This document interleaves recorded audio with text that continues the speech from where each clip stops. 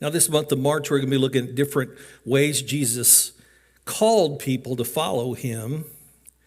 Jesus spent the first 30 years of his life preparing for his ministry to seek and to save that which is lost. But he was going to be leaving soon, so he needed to develop partners in this ministry who would carry on the work after he was crucified and then resurrected into heaven. So he didn't spend long. He spent about a year, just over a year, pairing and partnering with his disciples and with those who would be entrusted with sharing his story with the rest of the world. And today, we're going to talk about Jesus calling his 12 disciples from those who were following John the Baptist. There were a couple that were following John around, and Andrew was one of those that we'll talk about today. He's going to call men from fishing. They were out fishing. He called Matthew, who was a tax gatherer. He calls Nathanael and speaks to him directly about his situation. And then we'll have all the 12 disciples that we'll talk about a little bit today. He selected these men, and he had a lot of women followers as well. But he selected all his followers from those who were the casts out from society or those who were insignificant to society. And he used those people to change the world. And the underlying message for all of us is you can make every excuse in the world as to why you can't do great things for Jesus, but they're just excuses. You can say, well, what about my past, Lord? Well, your past can't even be worse than Mary's. Not his mother, but Mary Magdalene. Can't be any worse than the woman at the well, or any worse than Matthew, the tax collector, who he was considered a traitor to his people because he made money off of the back of his own nation. You can give every excuse in the world, and Jesus will just still say to you, come follow me. In the next 4 weeks, we'll talk about how he interacted with the common people who were celebrating little things in life like a wedding or going to worship. How he dealt with those who had sickness and disease. And then how he partnered with those who would come out just to hear him preach. And what he was doing is he was developing, he was nurturing, cultivating a new kingdom. This new covenant kingdom, as he would call it, is what we now call the church. And Jesus' partnership perspective teaches us that when we pair our lives with others, when we pick people with whom we share our faith and ministry, we shouldn't look for the perfect people or expect our experience with them to be perfect. They will be a chore to try to get from A to B to C. But Jesus is willing to partner himself with anyone who would humble themselves and follow him. They might not have fully known what they were getting into when they followed Jesus, but they would find out soon enough. Most would be faithful. Some would not. But those who were faithful, not only were their lives forever changed, but they changed the world around them. As we talk about the parenting perspective today, we're starting in the book of John, chapter 1, verse 35 through 51. We'll also be looking at Matthew 4, 13 through 22, reading Mark 1, 6 through 20, and Luke 5, 1 through 11. All of these explore the life-altering and transforming partnerships by examining Jesus' perspective about how he pairs with us. We will consider how carefully he paired himself with his 12 disciples as an example of how he wants to pair his life with you. He did that with those who were curious and cultivable. Now, cultivable just means, can God cultivate your life? Can he turn over the soil, plant seed there so it can grow? Some of those who followed Jesus at first followed John the Baptist, and that demonstrated that they had a serious curiosity about faith and about salvation.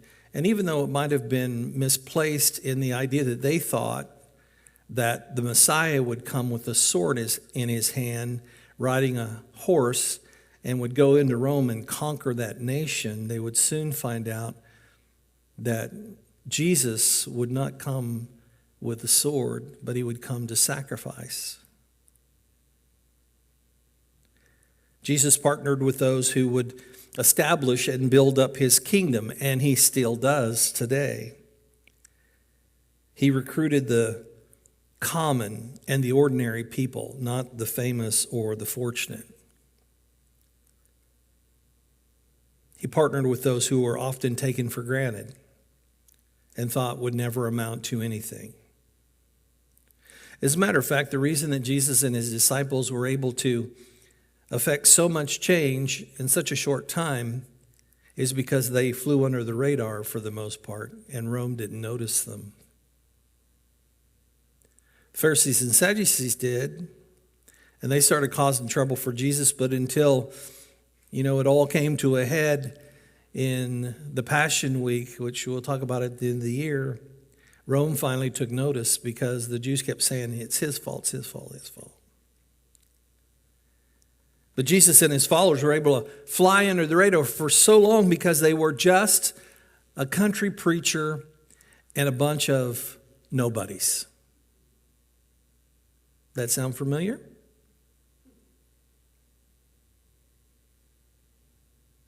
There are two things that are important when you are chosen by Jesus that he requires. And the first thing is he wants us to be curious about him. Now, there are a lot of people who want you to be curious about them, a lot of social media types. Everything you see on Instagram or on Facebook, the reels, that's just all, hey, look at me. And there's a reason the more likes you get or more looks you get, the more recognition or the more money. So those are the two motivating factors in that. None of that impacted Jesus at all. He said, I want you to come and see.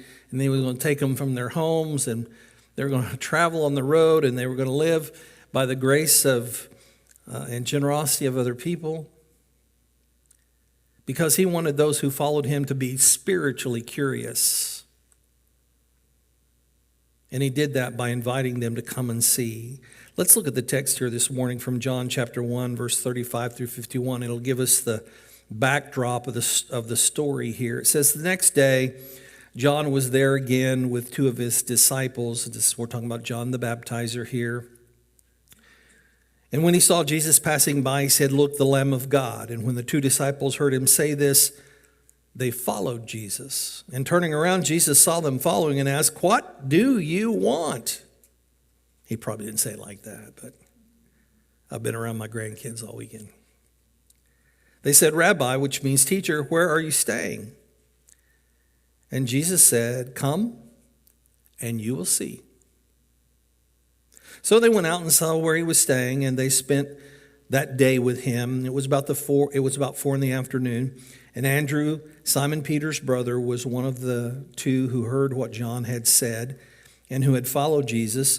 And the first thing Andrew did was to find his brother Simon and tell him, we have found the Messiah, that is the Christ. And he brought him to Jesus, and Jesus looked at him and said, you are Simon, son of John. You'll be called Cephas, which when translated is Peter. The next day, Jesus decided to leave for Galilee, and finding Philip, he said to him, follow me. Philip, like Andrew and Peter, was from the town of Bethsaida. Philip found Nathanael and told him, we found the one Moses wrote about in the law, and about whom the prophets also wrote, Jesus of Nazareth, the son of Joseph. Nazareth? Can anything good come from there? Nathanael asked. Inflection 9. Then Nathanael declared, Rabbi, I lost my place trying to be funny. Jesus, the son of Nazareth. Nazareth, can anything good come from Nazareth? Nathanael asked, come and see. said Philip. And when Jesus saw Nathanael approaching, he said of him, "Here truly is an Israelite in whom there is no deceit." "How do you know me?" Nathanael asked. Jesus answered, "I saw you while you were still under the fig tree before Philip called you." Then Nathanael declared, "Rabbi, you are the Son of God. You are the King of Israel." Jesus said, "You believe because I told you I saw you under the fig tree? You'll see greater things than that." He then added, "Very truly, I tell you, you will see heaven open and the angels of God ascending and descending on the Son of Man." You'll notice that Jesus invited the curiosity of his early followers.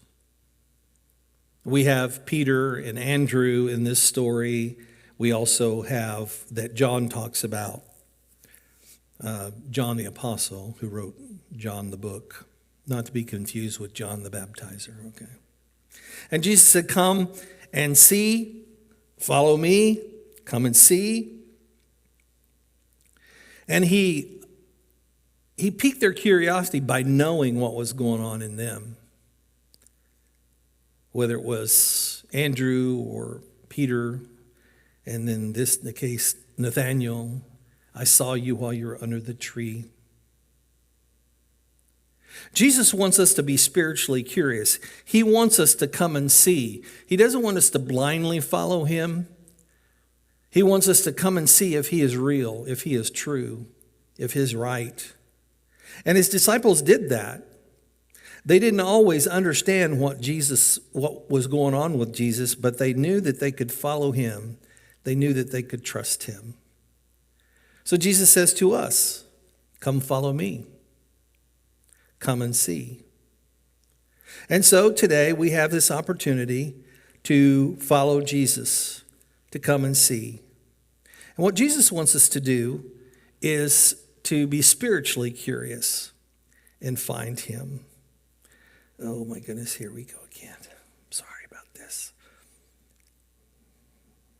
It did it again. I thought I had fixed it before, but here we go. Is this mic on? It's not my eyes that are bad. The screen just went blank. Liz. All right. So, when I was a young lad, for some reason, I was very spiritually curious. It was early on when I decided to be a Christian and when I was baptized. And my teachers were I was always just asking lots of questions because I was spiritually curious. And the reason that I was spiritually curious is because I was really not somebody special. My mom and dad were just regular people. They worked real hard, weren't special in the church or in the community or anything like that. I was really just a nobody from the northwest side of Miami, Oklahoma. But I was spiritually curious. And Jesus cultivated that curiosity in me and helped me to realize that just through following him, being like him, that I could help change the world. Now, he's not tasked me with changing the world. He's tasked me with changing the world. Know the difference? I'm not changing this. I'm changing it this way, from the inside out, with just one person at a time. Whoever God brings into my life.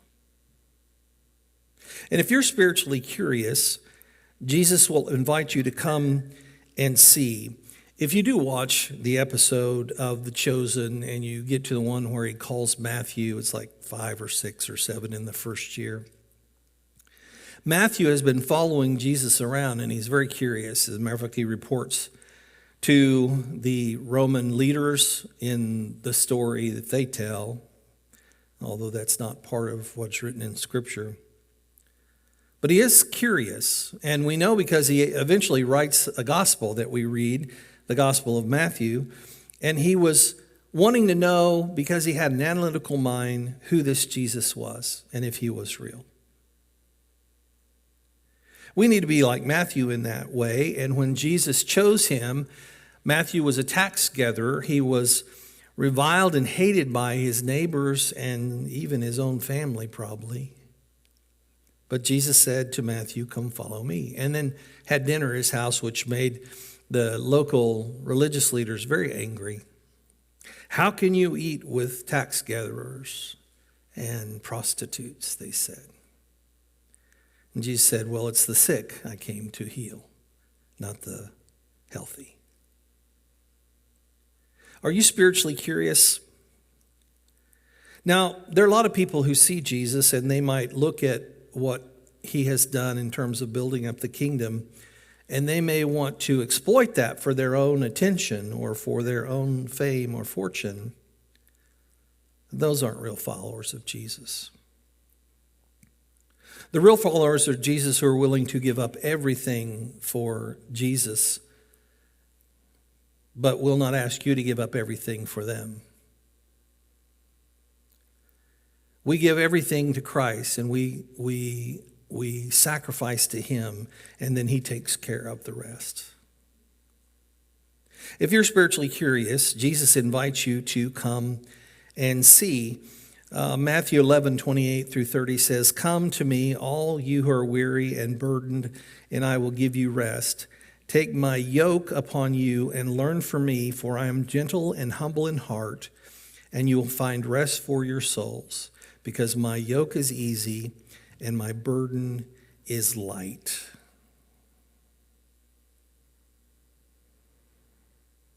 Jesus makes it clear that if we come and investigate him because we're weary and burdened, we will indeed find rest. Some who come and see, they're not weary and burdened. They're already doing pretty well, so they're just looking for another angle to do better. But Jesus says to us who are weary and burdened, "Come to me and I will give you rest." He will join with us. That's what it means. Take my yoke upon you and learn from me. We are unburdened from our weariness when we learn from him and we submit ourselves to him in humility of heart. And that's where we find our rest for our souls. It's found in forgiveness and grace and goodness. That's the yoke that's easy and the burden that's light. It's much more difficult to walk through this world laden with your own sin and your guilt and shame. And what Jesus invites us to find in him is freedom and forgiveness. That's why it's easy and lighter. It makes no sense then for us to burden or to take Jesus' yoke and rid ourselves and find forgiveness and freedom in him, and then just burden ourselves with the same old guilt and shame. Be spiritually curious because Jesus invites you to come and see and find him and his help. This is exactly what we are to share with those around us. Jesus wants us to be curious, but he also wants us to be cultivable. Now, I tried to put an extra syllable in there the first time, cultivatable. That makes more sense to me, cultivateable. But I looked it up, and they didn't like that on the Facebook or on the dictionary.com, so they reminded me it's cultivable. Jesus says to his followers, "I want you to come and see, and I want you to follow me." Now, the word follow here has some different meanings, but basically what it means is to align with or get in line with. You remember following the leader wherever they may go? So not only did you have to follow the leader where they were going, but you had to do whatever the leader did. So if the leader was going like this, you had to do like this. If the leader was going like this, you had to do the same thing. Jesus is just saying, I want you, if you're curious, you're going to find that I am the answer to your problems. You just follow me, align yourself with me, and then I will use you to collect and captivate more followers. It's not just about you, it's about those around you that Jesus is seeking to save as well. So if you ever think, well, I just don't want this to do this for me, it's not just about you. It's about your children and your brothers and sisters and your family. Jesus is going to use you to save and help them find freedom and forgiveness. But you need to be cultivable. You need to be willing to align yourself with Jesus. About a year after Jesus first called the disciples, they'd been following him for a month. The fishermen had to come home and pay the bills. But they were out in the boat, as we were talking about here in the communion meditation, and there was no catch of the day. They were frustrated and they were fearful that their homes would be taken, that they wouldn't be able to pay their taxes, they wouldn't be able to pay their bills, and their wives would be mad at them. It was these kinds that Jesus said, let me pair with them. They are spiritually cultivable because I'm going to invite them to align with me. They were really hungry for something. And you know how if you're in a job that's really frustrating, you have two things that go through your mind. I wish I had something else different to do that was more fulfilling. And I wish that they would actually pay me more so I could take care of my family better, things like that. Jesus is saying to those here in our story from Matthew 4, when he says, come follow me, I'm going to fix everything, every aspect about your life. I'm going to cultivate it so you'll be able to come follow me and take care of your family. As Jesus was walking beside the Sea of Galilee, it says he saw two brothers, Simon called Peter and his brother Andrew. They were casting a net into the lake, for they were fishermen. Jesus says, come follow me, and I will send you out to fish for people. And at once they left their nets and followed him. Going on from there, he saw two other brothers, James, son of Zebedee, and his brother John. They were in a boat with their father Zebedee, preparing their nets. Jesus called them. And immediately they left the boat and their father, and they followed him. Now, the story that I read from this morning from Luke, it is the part that Luke fills in those gaps about how they couldn't fish. There was nothing, so they set their nets out, and they caught so many fish they could hardly contain them in their boats. And that's when Peter says to him, go away from me, I'm a sinner. All this story is told to remind us that when we follow Jesus, if we're cultivable, we'll align with him and let him change us. He will take care of all of our needs. And as he takes care of our needs, we can follow him fully without fear or worry. Jesus has spent 60 years spiritually cultivating me. And I'm still daily seeking ways to align with him so I can seek and save the lost, because the opportunity to reach out and find people who are lost in their sin or hurting or burdened or weary is daily. It is for me, it is for you. You just may not see them.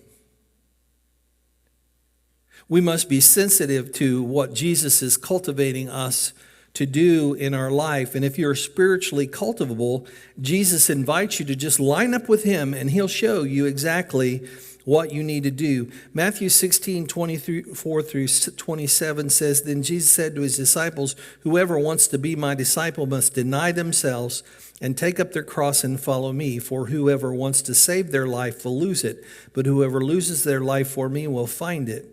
What good will it be for someone to gain the whole world yet forfeit their soul?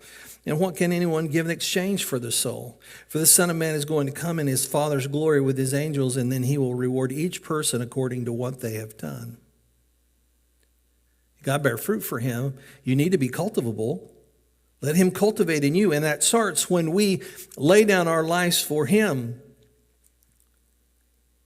It does no good for us to rush after the things of this world and forfeit our soul. Jesus is teaching us, just like he was telling these fishermen, come follow me first, and I will take care of all of your needs. I will not leave you destitute or in need of anything.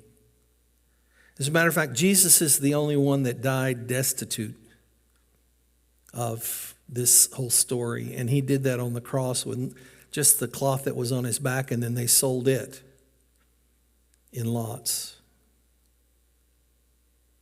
Jesus says, follow me, and I will make you someone who can collect the souls of people into the kingdom of God, and then you will have true worth and true purpose for your life. And you don't have to do that by being a preacher standing up here on Sunday. You can do that wherever you are, whatever your job might be. Or if you are at home with your kids or your grandkids, or you like going to watch sports, or whatever the case might be, God can use you to gather in fish. Because everywhere you go, you're going to find a wounded fish, a weary fish, a fish that's burdened by something. And they can't help themselves. It comes out in conversation, right? Even where I go with my dear wife, Elizabeth, we can be standing in a line at Walmart, and somehow the cashier wants to share her life story with my wife. They'll unburden if they find someone, and it's because she's just got such a big heart, except for with me. She has such, no, I'm just kidding about that. She has such a big heart. And if you are curious about people, they will unburden themselves to you, and you can tell them about Jesus. In the storyline of the streaming series, The Chosen, they show Peter as this really angry, kind of conniving individual. And the one thing that I thought was weird is they didn't make him big. They just made him look strong. And I've always pictured Peter as a big man, big and muscular, temperamental. But Peter in the Chosen is especially a difficult project for Jesus because he has so many things that he needs to undo in Peter. But he could see that Peter was cultivable, that he could cultivate that soil, that good soil that was in Peter, and plant the right seeds, and it would grow to yield a valuable crop. And as we know, Peter then became kind of the leader of the early church there in Jerusalem.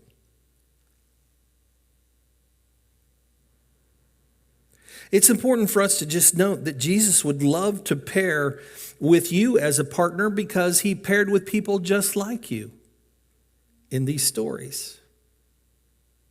If you're spiritually curious and cultivable, he can use your spiritual gifts and talents to seek and to save that which is lost. You don't need to be famous, powerful, wealthy, religious, or degreed.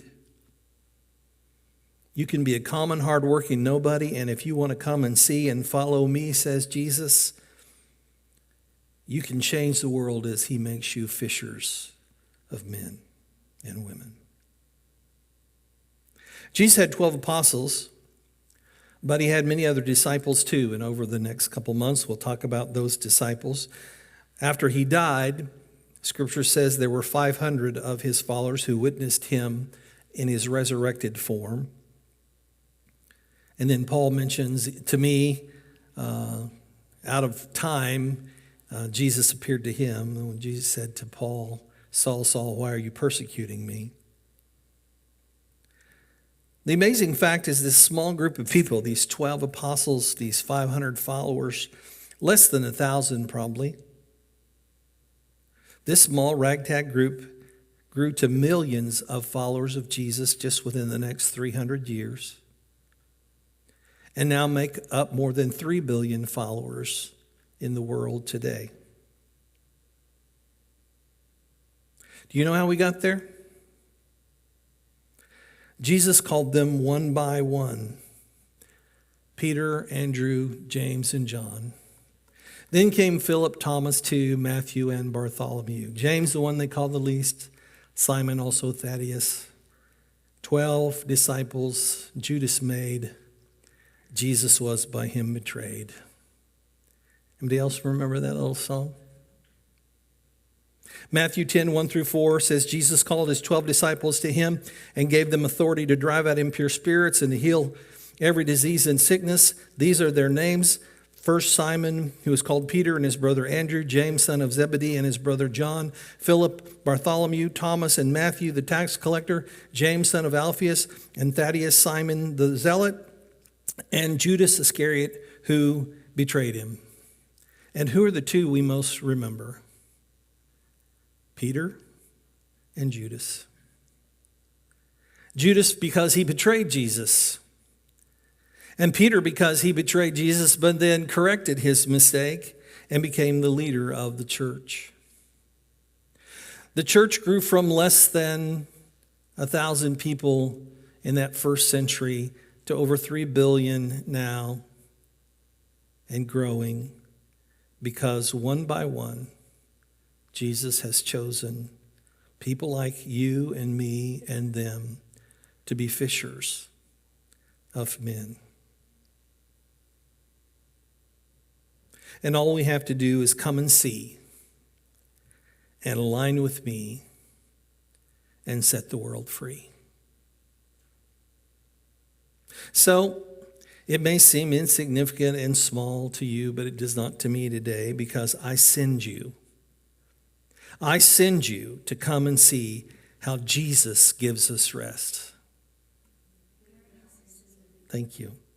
And I send you to align with Jesus to seek and to save the lost in your world. And I send you to bring someone with you to church next Sunday that needs to hear that message of freedom. I'll hold you to that.